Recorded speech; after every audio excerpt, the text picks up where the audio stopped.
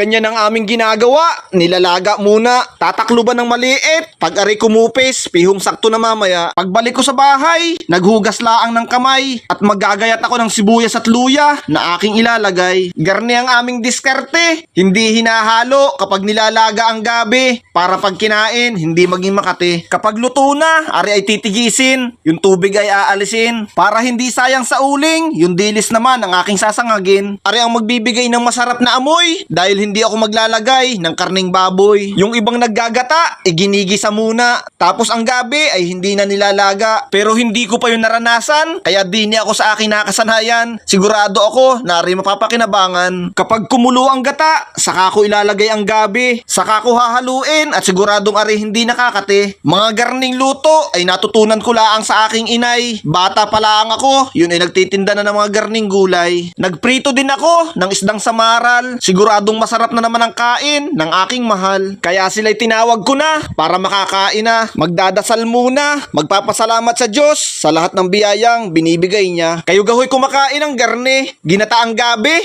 Magkakaiba man tayo ng luto at diskarte. Siguradong espesyal yan, basta't para sa family. Sige ho, God bless sa lahat. Salamat ng marami sa inyong panunood. Paalam!